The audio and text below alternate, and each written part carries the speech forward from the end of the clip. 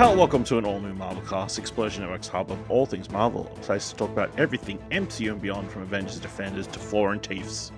My name's Ashley Hobley. Joining me today is Dylan Blight. Hello, happy to be here to talk about Russian dogs. Let's just jump into this Russian dog discussion. Tell me, good dog or bad dog? Good dog, obviously. Okay. Thank you for Good listening dog. to this edition of All Yep. New. No, here today, we're here to talk about Guardians of the Galaxy Volume 3.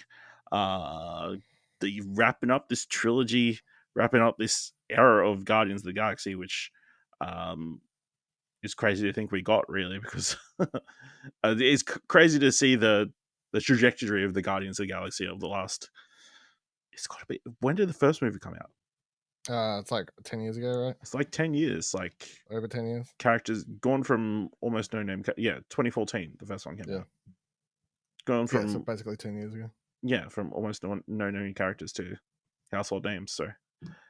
Yes, we are missing Kieran this week, or this episode, because life got in the way, but we'll soldier on.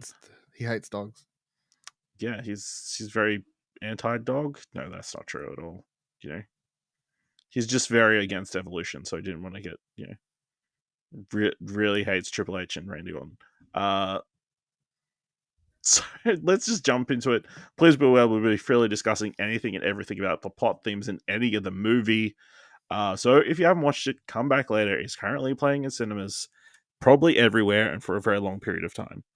With that said, let's jump into our discussion of Guardians of the Galaxy Volume 3.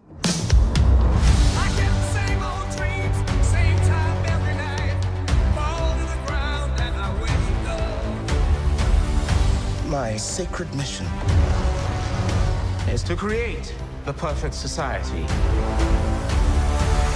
He didn't want to make things perfect. He just hated things the way they are.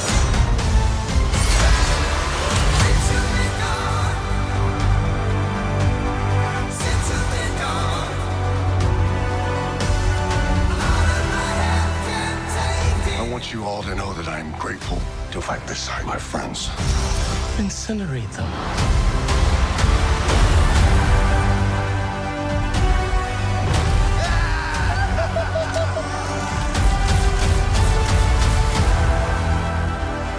We were always searching for a family until we found each other. Are you ready for one last ride?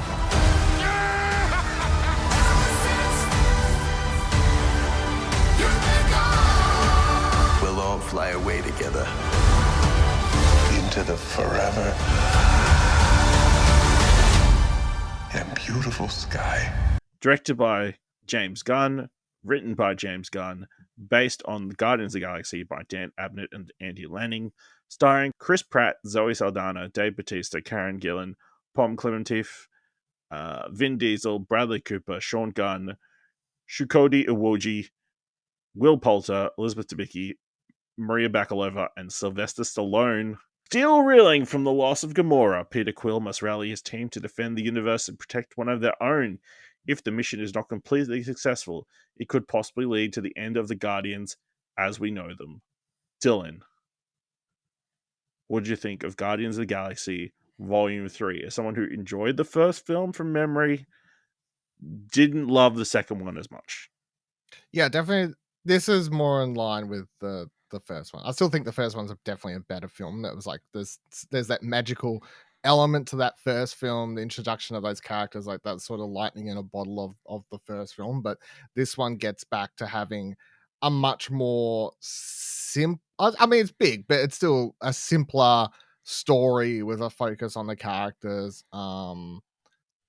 It really does feel like a wrapping up of everything. Obviously, we can get into like, will there be more and all that sort of stuff, but it definitely, by the end of the film, you feel like you've seen the trilogy come to its fruition. There's elements from the previous movies all tied in here. Every character sort of gets a footnote, or at least Some sort even of if they some sort of resolution, even if their resolution is simply, I'm gonna learn how to swim, that's still some form of resolution. I loved all of I liked how they didn't fall into this, well, we'll just get fucking Gamora back with Peter Quill because reasons. Like, I'm really glad that wasn't a route that we went down with. I thought the High Evolutionary was a really good villain that didn't have a ridiculous over the top battle sequence at the end just for the sake of it. I was about to get really annoyed. And thank God that didn't happen. But yeah, I mean, overall, this is Rocket's film, which was, it's interesting that that's who the character we end the third film with the core narrative being about. But it makes perfect sense when you sort of think about who was left in these films and who has not had something wrapped up from the previous two, and sort of it's all about family. It's basically It's basically Fast and Furious in space, yeah. but in space. Really enjoyed, so there's new characters, new but not new. Like Cosmo was fantastic, but of course, if you've actually watched the Christmas special, you've already met Which you Cosmo. need to. But yeah, which you need to, because there's a few callbacks and jokes and references. And I heard someone in my cinema. It kind of explains someone why in my cinema was they're like, where they are. what? Like when like, well, he's your sister. What? I was like, yeah, that was a whole thing from the the special. So if you missed that, the only character I do feel like is not like left to the wayside by the end is definitely Adam Warlock, but that can be that I think again, he was given a very basic arc. Yeah, it was very, very much a setting up. Yeah, for the potential Guardians next future, which we can come back to, but yeah, I definitely feel like it is very good. And by the end, the Rocket saving all those raccoons and finally calling himself Rocket Raccoon was the a very heartfelt moment. Yes. Great way to wrap up the series. Yeah, I really love this film as well. I think again the first film I feel like was magic in the bottle. You can't really recapture that, but this is an epic scale story, but it's told the central core is so simple. It has such a simple starting kicking off point that like it's kind of crazy how when you think back on the movie how it all revolved around them trying to save Rocket, and that's it. Everything else kind of spitballed from there, or snowballed. I think it's brilliant way to bring everything together. I think everybody got a moment, got some sort of storyline and resolution. Everybody got to showcase what they can do, because it's not just the end of this third movie, it's the end of like their 7 appearances, I want to say, because they're in both of the Avengers movies as well, and then they were also in the holiday special, and they showed up in Thor as well. So they've been around a lot in these 10 years. But yeah, this definitely feels like the resolution and conclusion to this era of the series. I enjoyed how they brought Gamora back. Enjoyed the banter with Peter Quill. I think that, and they didn't stretch it out too long. I feel like was a thing that could have like gotten like old by a certain point. But yeah, this movie is like chock full, maybe too full of stuff. But it comes off with a satisfying payoff in the end. So, really enjoyable. So I guess we'll kind of break down specific segments. I guess the clear starting off point is the whole Rocket Raccoon backstory, with him being created pretty much by the Higher Evolutionary, who has a need to. He wants to create the perfect race of people, and Rocket Raccoon just happens to be one of his experiments.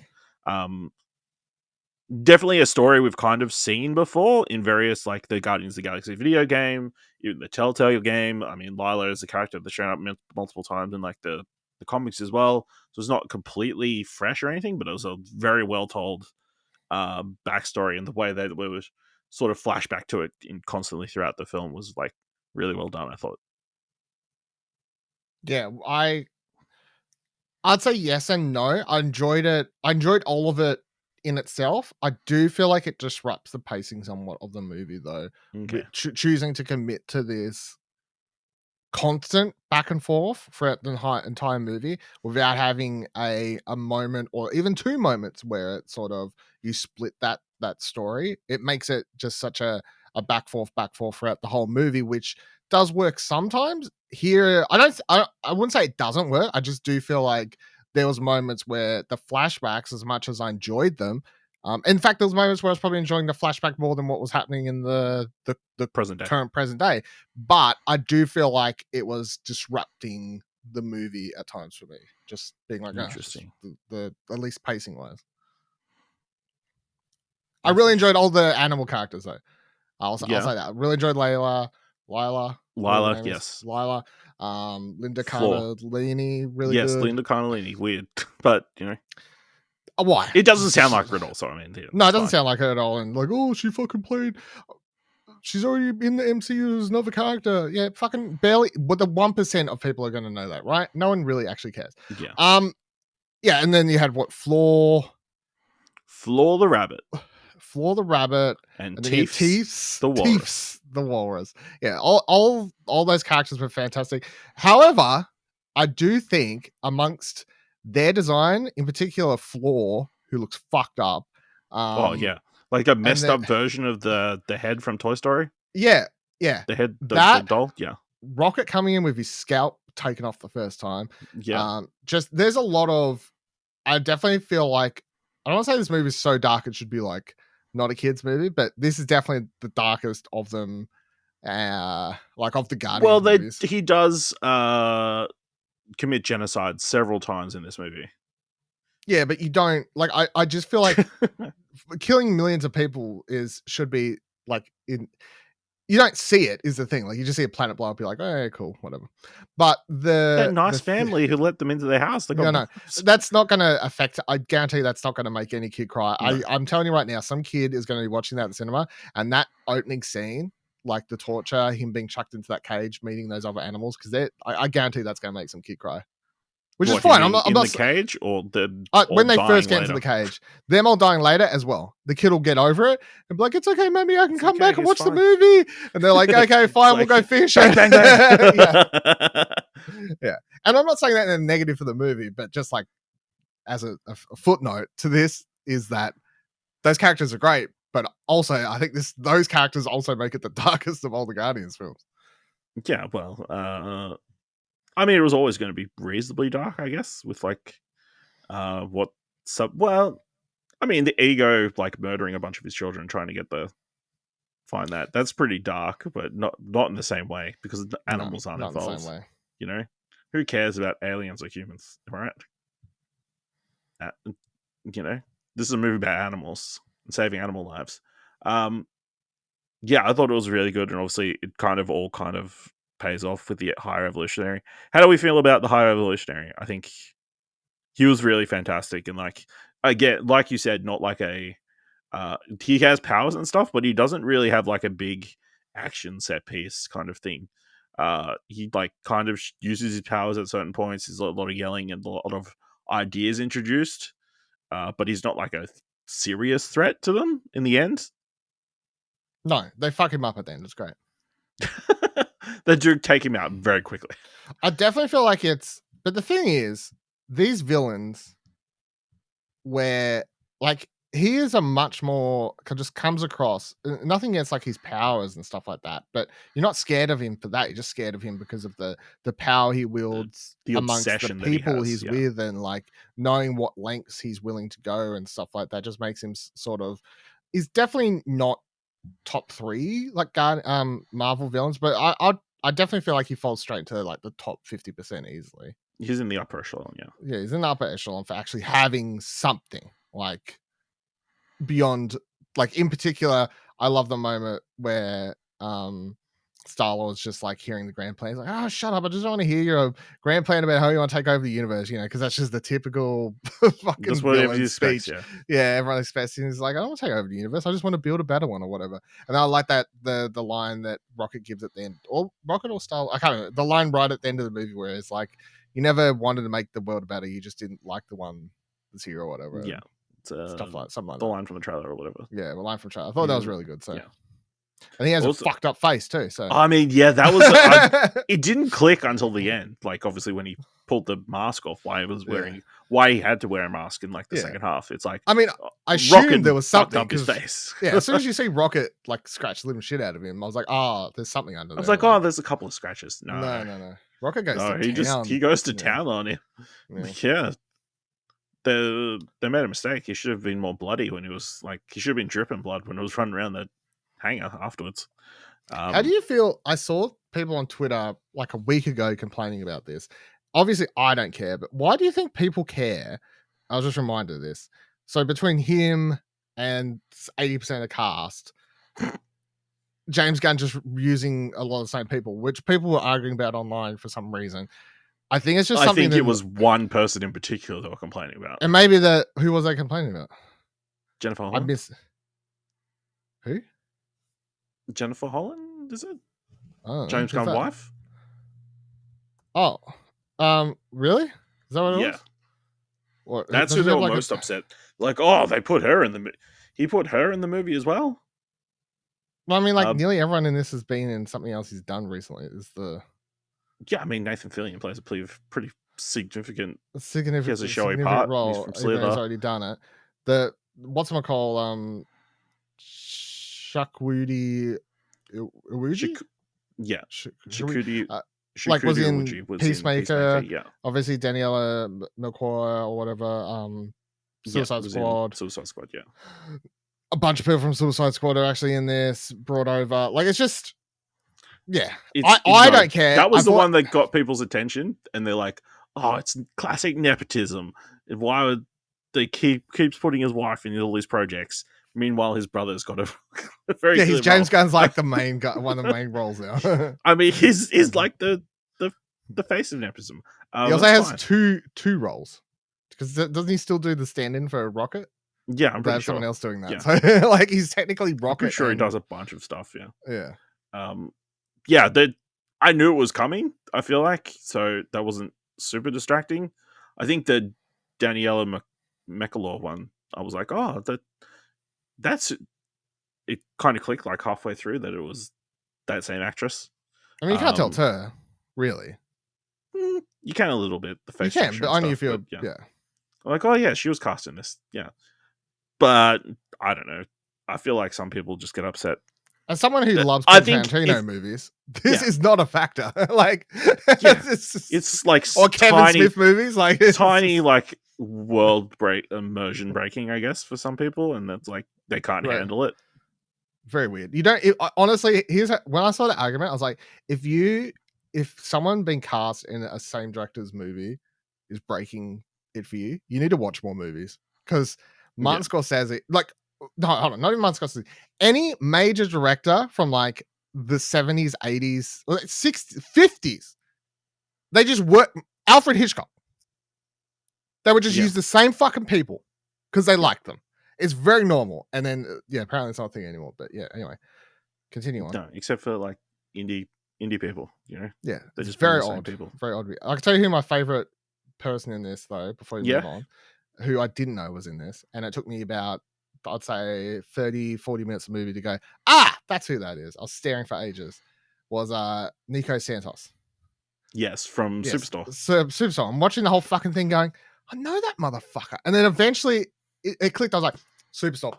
And but yeah. So that was my favorite random casting in this. Good for him as the robot dude.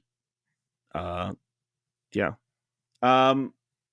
So we've got Star-Lord dealing with his Gamora like being drunk. It felt that was the one holdover from the holiday storyline that didn't make a lot of sense. Like him constantly drinking himself, you know? Yeah. Because at no point in that was he drunk, you know? No. They couldn't have him drunk in a holiday special. No. I Wouldn't feel make like sense. that was the one that was like from early draft before the before James Gunn had to go away for a while, like that Yeah. was kept over. Like I need him to be drunk so he feels bad about the start. But yeah, obviously we get humans dealing with Gamora, facing Gamora head on, and like all their banter is quite funny and that kind of stuff. It does feel a little bit left field, the introducing to the Mantis introducing the idea that he needs to learn how to swim. I like that speech, and that seems very funny. Yeah, just because of Drax being like, I mean, yeah, just Drax ruining it funny. completely. Drax. I know plenty of analogies and antidotes. Yeah. The other day I did a poop metaphor. Yeah, I did a poop shaped like a butterfly. It was a fish. Oh, fish. You have to swim. They're free. Yeah, so Starlord was really good. I thought, I know we're all off Chris Pratt, but he was enjoyable. He was like the most, and I actually don't think it's a problem. He like had the least to do in this, which made perfect sense because he had 2 films about him, and his only part was, and this isn't a complaint at all. I love that they went like, let's throw another fucking bone in. Like his only thing here in this movie is his Gamora stuff, which is a continuation. But they didn't like also him like dead set wanting to save Rocket. Like, yeah, like but his story is just his story here is the same as everyone else. Really, I want to save Rocket. Rocket's my best friend. Rocket's one of us. I got to save him. Like they don't really ham on extra to him. In a lot of ways, he didn't even feel like the main character, and he usually does. Feel like the main character, but he felt either center with or weirdly, I even felt like even characters like Nebula had more screen time or I would okay, we'll get to that in a second, but let's jump into it now. I think Nebula might have been the main character of the movie. She's at least the MVP. Like she's the person they're all turning to really at the start of the movie. Obviously there is the aspect of her having she survived the snap, so she'd been living in this world for the 5 years in between and that kind of stuff, which also explains like the emotional reaction she has to Rocket being okay, which I thought was like a very nice story progression from where we were introduced to her to this ending point. And she fucking hates him. She was like I feel like out of all the Guardians, she hated him the most. Just back because in the first one, them being so close and like I really enjoyed Nebula in this film, and like I thought at one point they were going to like go down a Star-Lord Nebula relationship thing. I'm like, thank God that didn't happen. It was made for a good bit, and I'm glad they moved on from it. Yeah. Then we got the Drax and Mantis pairing. They're a lot of fun throughout the film. That's a holiday special carry on, if ever. Like their pairing was not a thing in Volume 2. I know Dave Bautista does not want to come back, but if it was just for a Mantis Drax special of some sort, I know we just got the holiday special, which was pretty much that. Yeah. But, or just do an animated series, so he just has to come back and do the voice, because he doesn't want to, like, be shirtless all the time. He wants the big thing. Stop having to be buff, because he's getting old and stuff. Yeah, so... Too much work, fair enough. Plus, he's actually a good actor, so... Yeah, that too. Yeah. He has his pick of roles. He's actually got range, unlike The Rock. So that was really fun. And then we've obviously got all the different people around Nowhere. We got Kraglin. He got his big hero moment. Finally be able to use the whistle thing. Use the arrow. Arrow, whatever. Finally. And then Cosmo. Amazing. Good Such boy. a great, good dog. Good dog. Good dog. Sorry. Wow. And then the whole thing about him calling Cosmo a bad dog at the start and her not being able to handle it, just bring it up constantly during poker. Shout out to Howard the Duck as well. Yeah, Howard the Duck shows up. That was really cool. Yeah. Did you have like a? Well, okay. I'll just jump in here. Dylan, what's the most marvelous moment of Guardians of the Galaxy Volume 3? Oh, I think it has to be Rocket saving the raccoons. Oh, that's a very sweet moment.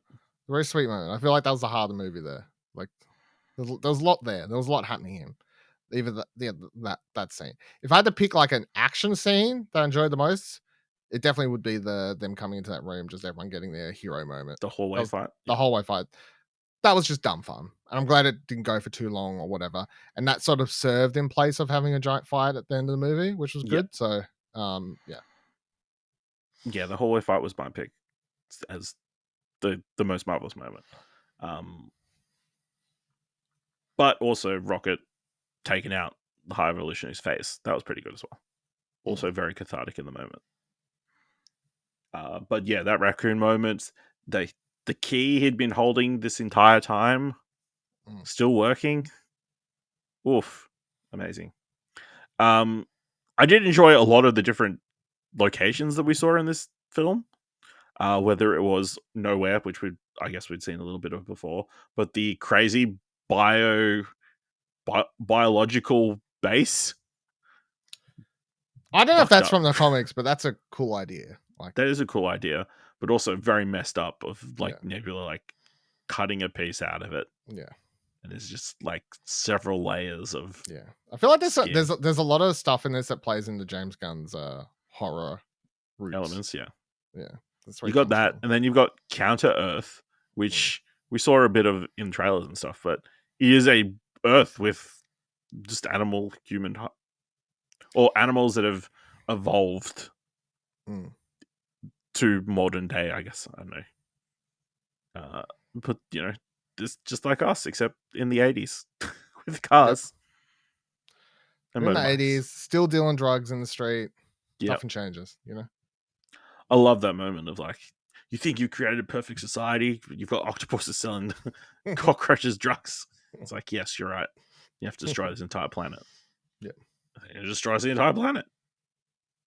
It's crazy situation. And then obviously they have their conflict on the ship, and then them using Nowhere to come and rescue everybody off the ship. That was a whole crazy sequence. Did you think they were going to kill Star-Lord at the end? No, because was like Adam Warlock's there. Yeah. It was very obvious. I mean, yeah, okay. What did we think of Adam Warlock? Yeah, as I said before, I feel like good had the least going in this movie, but that makes sense considering the amount of things going in this movie. It's already 2.5 hours long, etc., etc. So it's hard to complain about it, but it is notable that the character is the one new person introduced and has like the least going on, I guess. I did enjoy what's his name? Poulter? Will Poulter. Poulter's performance, this sort of childlike thing, because he was dragged out of the whatever too early. The womb thing. The womb thing from the after credit scene of Guardians 2 too early. I enjoy that he has an affection for random pets. It's good fun. Just picks up strays. I've got the name for it. It's a... Nope, not there. Hang on. Tell you what it is. It's. You're going to say whatever cat? Lost cat? Yeah. That's what it looks like. I knew what you... It's it's called Blurp, and it's a Fasaki. Apostrophe Saki. Okay. Well, it was pretty cool. Guess who voices it? I don't know. If you had to pick anybody that would probably in the Disney family to do some sort of animal noise. Disney animal noise. Maybe they've done voices for a lot of the same character before, or people with the same face. I know what you're saying. Just tell me who it is. It's C.D. Bradley. Oh, all right. Okay, yeah. Yeah. That adds up. It does. But yeah, Adam Warlock was fine. Definitely looking forward to seeing more. I enjoyed the performance, but yeah, just the least interesting character in this particular movie. Dylan, he had the classic moments of his mother dying right in front of him. Yeah. Which I will say, Elizabeth Debicki, looking very more disheveled in this. I would like to know what happened to the Singularity in the last however long since we saw them in the last movie. I can tell you what happened is they were off doing their thing, and then the fucking High Evolutionary showed up one day and started yelling and screaming and probably tortured a bunch of people, and that's where we pick up. That's my back. That makes sense. I can sort of, yeah. But, maybe a bit more. But yeah, I enjoyed I enjoyed Adam Warlock. I love this scene of him being asked to pretty much get the information out of the dude and just blasting him to hell. Yep. Just nothing but skeleton. Yeah. And Jennifer Holland just it's the we can get information out of that guy.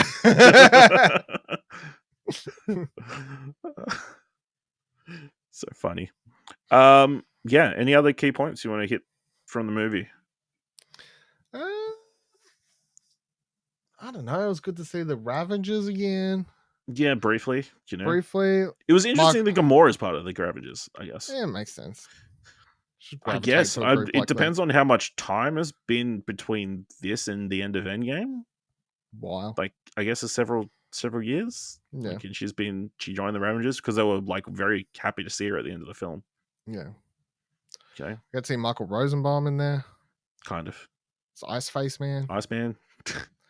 Diamond Face. I don't know. Diamond Face, whatever the character is. So shout out to that. Sylvester Stallone getting a paycheck for like one speech. Yep. Good for him, Yep. I read they recast the character of Mainframe, the robot thing with.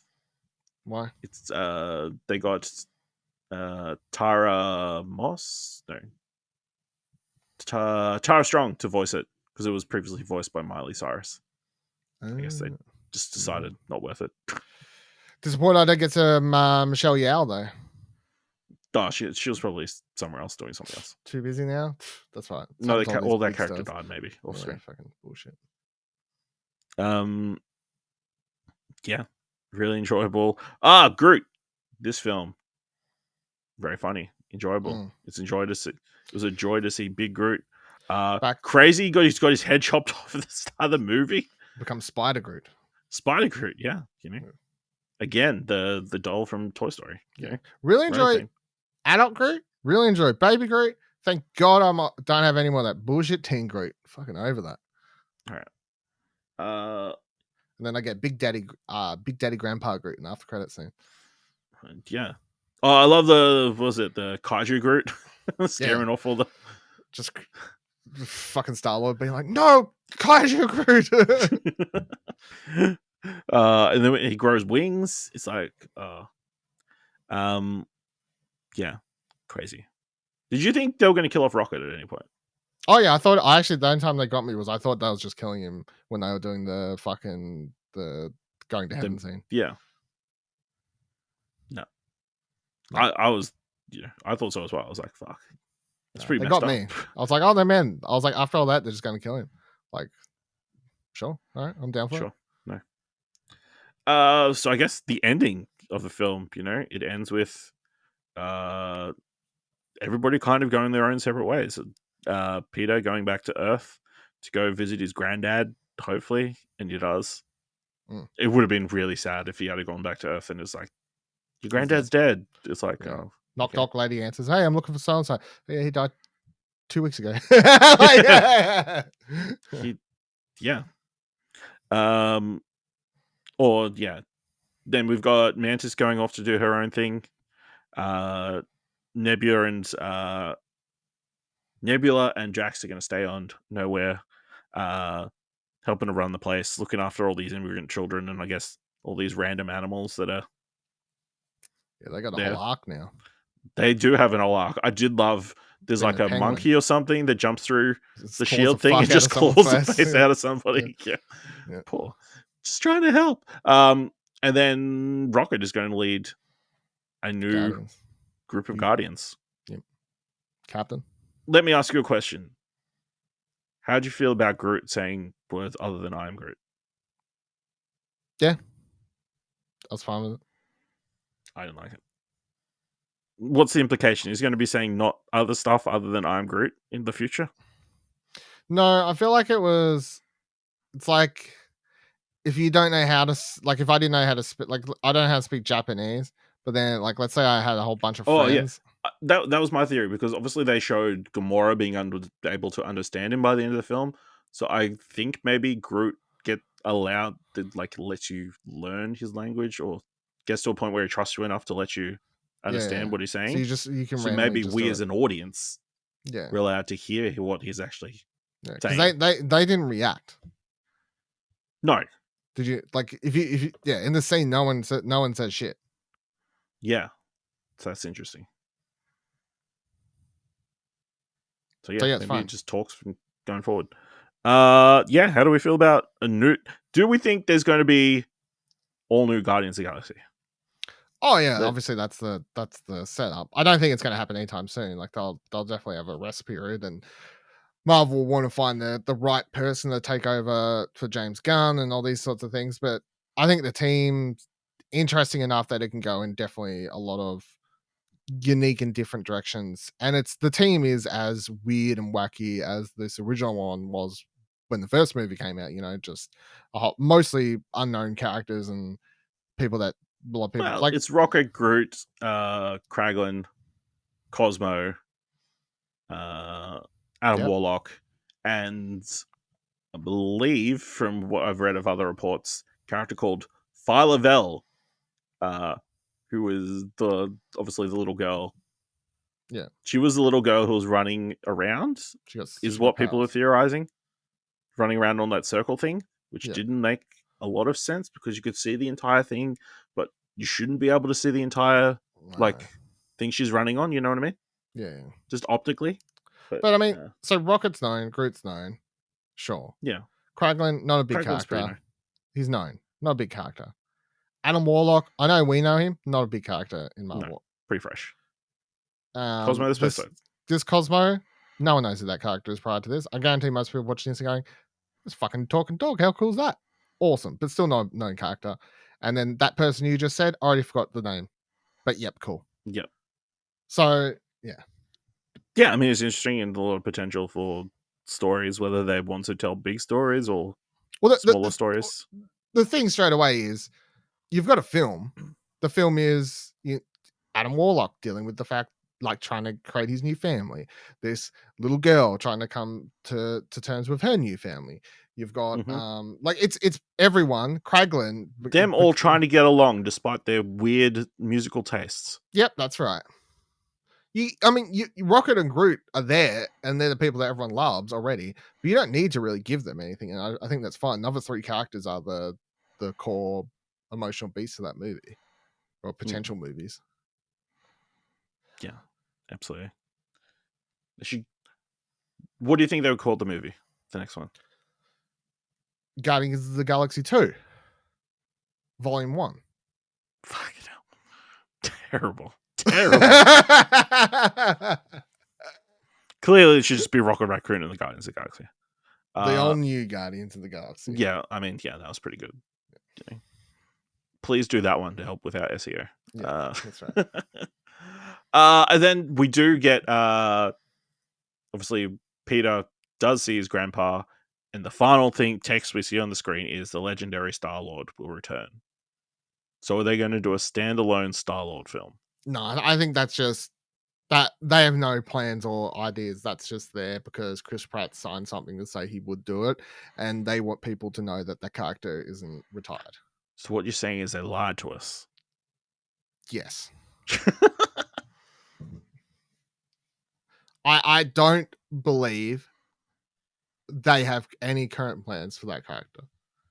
Nor do I think You don't think he's going to show up in Kang Dynasty or nope. Secret Wars? Do I think Kang Dynasty is a film that's coming out? Not with a lot of fucking CGI.